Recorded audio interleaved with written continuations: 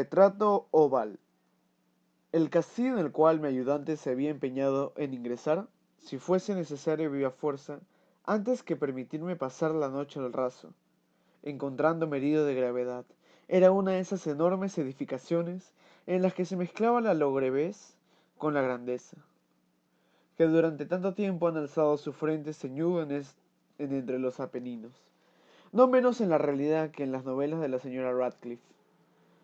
Según todos los indicios, había sido abandonado precipitadamente en época muy cercana.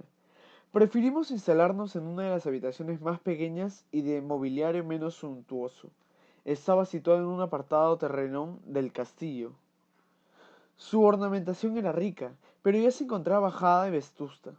Sus muros mostraban tapices colgados y adornadas con variados trofeos helárdicos de múltiples formas, junto con una inaudita cantidad de pinturas modernas de mucha elegancia, en marcos de rico arabesco de oro, por aquellas pinturas que pendían de los muros no solo en sus principales superficies, sino hasta en los muchos rincones que la extravagante arquitectura del castillo hacía necesarios. Por aquellas pinturas, digo, mi delirio incipiente tal vez había despertado en mí profundo interés, de manera que ordené a Pedro cerrar los macizos prodigios de la habitación, pues que ya era de noche, que encendiese las bujías de un gran candelabro que se alzaba justo a la cabecera de mi lecho, y que corriese de par en par las cortinas guarnecidas de flecos de negro terciopelo que envolvían también la cama.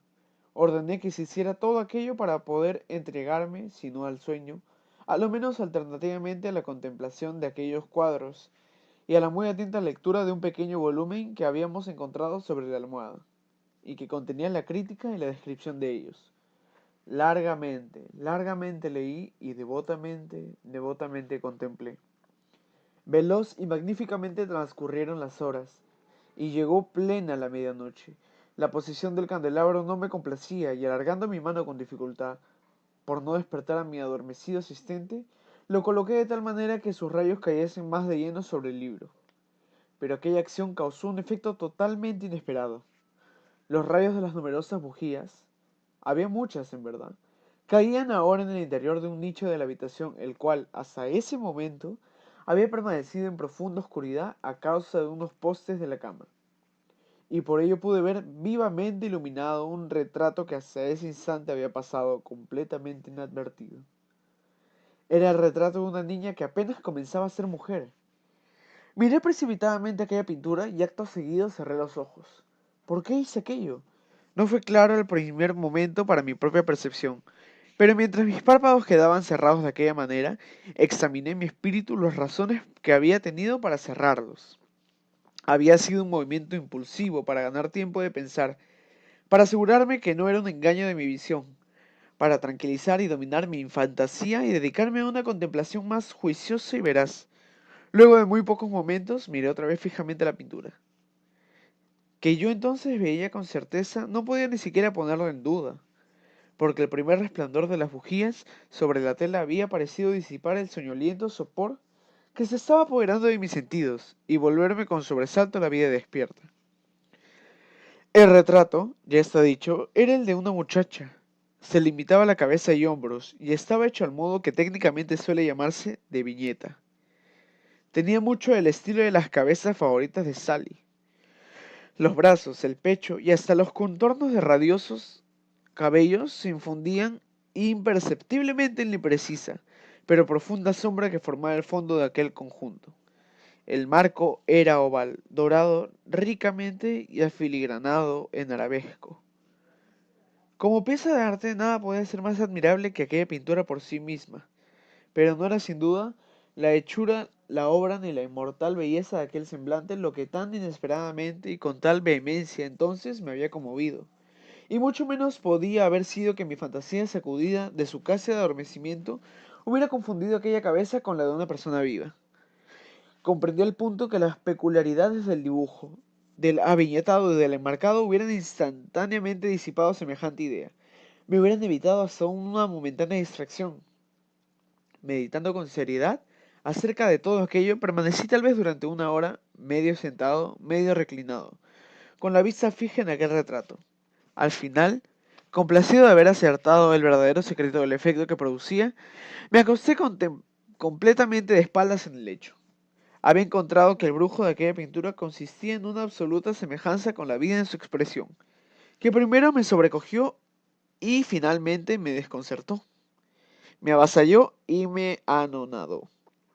Con profundo y reverente temor volví a colocar el candelabro en su posición primera. Una vez oculta de mi vista la causa de mi profunda agitación, escudriñé con ansiedad el volumen que trataba de aquellas pinturas y de sus historias.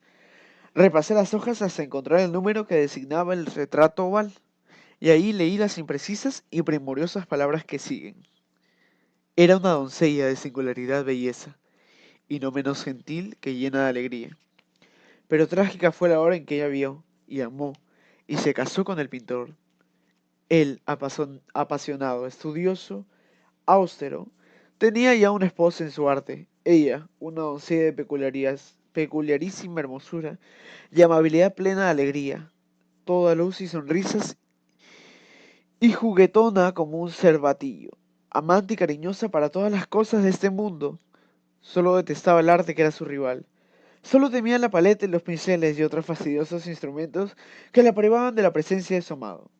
Fue pues cosa terrible para aquella dama escuchar hablar al pintor de su deseo de retratar también a su joven esposa.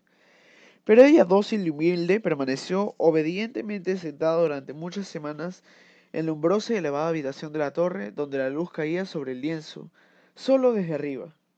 Pero él, el pintor, cobró sumo apego a su obra, que iba adelantando hora por hora y día por día. Y él era un hombre apasionado y vehemente y caprichoso, que se perdía siempre con fantasías de tal modo que no quería percibir cómo aquella luz que se derramaba tan lúgubremente en aquella solitaria torre marchitaba la luz y el ánimo de su esposa, a quien todos veían consumirse menos él. Y sin embargo, ella no cesaba de sonreír, sin quejarse nunca, porque veía que el pintor, quien gozaba de alto renombre, hallaba un ferviente, abrasador placer en su tarea, y se afanaba de día y de noche en pintar a la que tanto lo amaba, y que cada día se iba consumiendo más y flanqueciendo. Y la verdad sea dicha, algunos que contemplaron el retrato hablaron de su parecido en cortas palabras, como de una vigorosa maravilla y demostración, no sólo del talento del pintor, sino de su amor profundo por aquella a quien pintaba de modo tan excelso. Pero hasta el final, cuando la obra se acercaba más a su culminación, ya no se permitía a nadie en la torre, porque el pintor se había trastornado con el ardor de su tarea, y raramente quitaba los ojos del lienzo, ni ya siquiera para mirar el rostro de su esposa, y no quería ver cómo los colores que esparcían la tela eran arrancados de las mejillas de la que estaba sentada junto a él. Y cuando hubieron pasado muchas semanas más y quedaba ya muy poco por hacer salvo una pincelada sobre la boca y un toque en los ojos, el espíritu de la señora vaciló al mismo tiempo como la llama en la concavidad de una lámpara. Y luego la pincelada fue puesta, y luego el toque fue dado, y por el momento el pintor se quedó al helado, delante de la obra que acababa de trabajar. Pero en el momento inmediato, mientras todavía estaba contemplando, se puso tembloroso y muy pálido, y despavorido y gritando con alta voz: «¡Esto es realmente la vida misma!». Volvió bruscamente los ojos hacia su amada. Estaba muerta.